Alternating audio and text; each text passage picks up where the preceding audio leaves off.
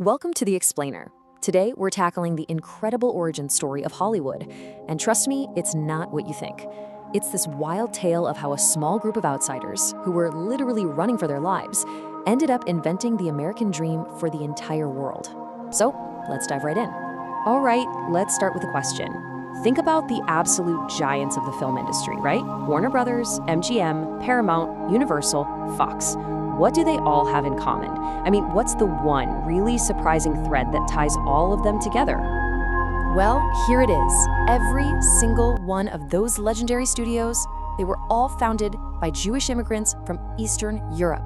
People who showed up in America with basically nothing but the clothes on their backs. And that's why this isn't just some boring business story. No, this is about a group of people who got told no at every turn, so they just decided, fine, we'll build our own world from scratch. Okay, so to really get how they built this global entertainment empire, we've got to go back. We need to understand the world they were so desperate to escape, and just as importantly, the world they found waiting for them when they got here. So this really sets the stage. We're talking about the period between 1880 and 1920. In that time, more than 2 million Jewish refugees fled Eastern Europe. They were escaping this absolutely crushing poverty in these small villages, these shtetls, and the constant, terrifying threat of pogroms, which were basically organized massacres. For them, America wasn't just some dream destination. It was the only escape, the only way out. But the America they found, it wasn't exactly the land of opportunity they'd been hoping for. Not at all. The establishment had pretty much locked every single door. Wall Street wouldn't hire them. Elite universities, they had strict quotas to keep them out. Exclusive social clubs, nice neighborhoods, forget about it. They were completely forbidden. So, they did what they had to do. They took whatever jobs they could find. You had the future head of MGM, Louis B. Mayer, starting out as a scrap metal dealer. The Warner Brothers, they were repairing bicycles. So with every single traditional path to success completely blocked off, they turned to this brand new industry, one that frankly, nobody else wanted. The elites thought it was cheap, vulgar, totally unimportant. We're talking about the movies. And for these guys, it was the one open door in a world full of closed ones. And they figured something out really, really fast.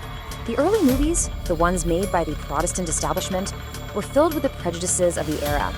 They often made immigrants, people just like them, look bad. So they made this absolutely pivotal decision. It wasn't enough to just show movies in little theaters. No, they had to make the movies.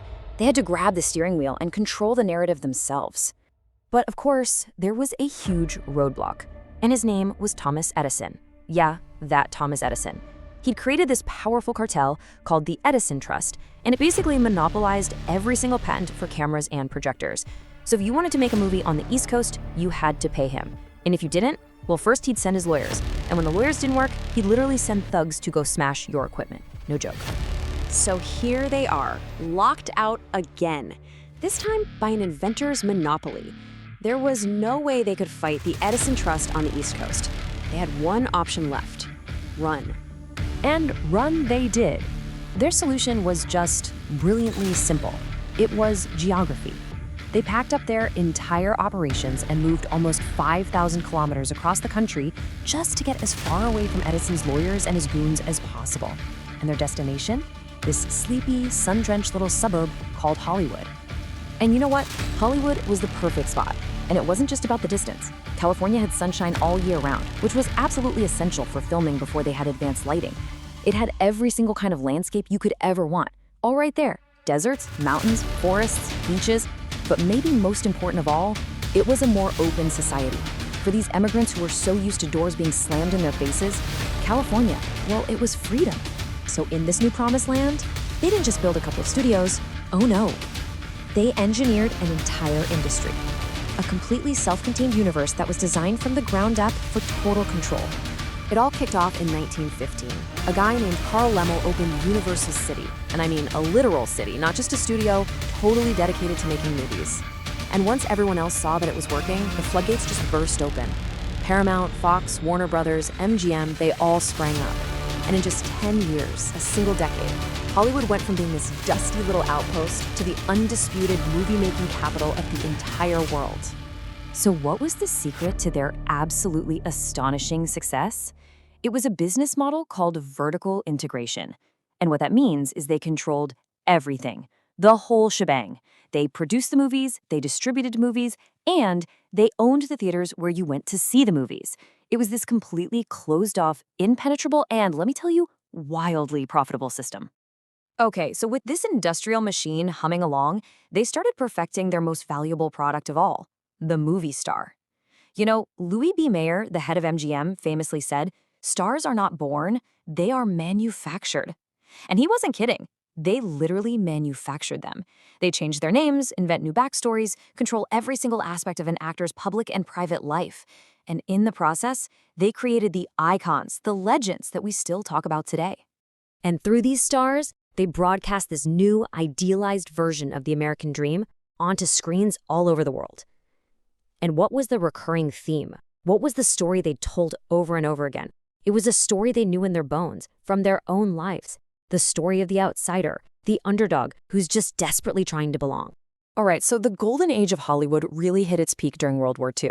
Think about it, Europe's film industry was in ruins, so Hollywood basically had a global monopoly. But right when they were at the absolute pinnacle of their power, two new enemies showed up that were going to shatter their entire empire. And it was a devastating 1-2 punch. First came the political pressure. The communist witch hunts in Washington forced these immigrant founders to prove how American they were by creating blacklists, banning their own writers and directors. Then, just a year later, the Supreme Court delivered the knockout blow. It was a ruling called the Paramount Decree, and it made their whole vertical monopoly illegal. They were forced to sell off their movie theaters, the final piece of their empire. And just like that, the entire system they had built so carefully just collapsed. The absolute power that was once held by these founders started to slip through their fingers. Control of the studios began to shift. The era of the all-powerful immigrant studio mogul, it was over. So that original Hollywood, the one that was run by that small band of outsiders, it's gone. But the kingdom they built, the actual machine for creating stories that shape the entire globe, that is more powerful today than it has ever been. So who runs this kingdom today? Well, the power has shifted from those individuals to massive, faceless corporations. 20th Century Fox is part of Disney now. MGM belongs to Amazon. Universal is part of Comcast. See the pattern? The iconic names are still on the buildings, but the owners are these giant, global media and tech conglomerates. So power has gone from immigrant outsiders to corporate insiders, from guys who started out as scrap metal dealers to today's tech billionaires. But the fundamental business of Hollywood, what it does, is exactly what its founders wanted it to be, creating stories, manufacturing icons, and shaping the imagination of the planet. And that leaves us with one last question to think about. The hands holding the power in Hollywood have changed, for sure. But has the fundamental truth they discovered really changed it all? That whoever controls the narrative controls the world.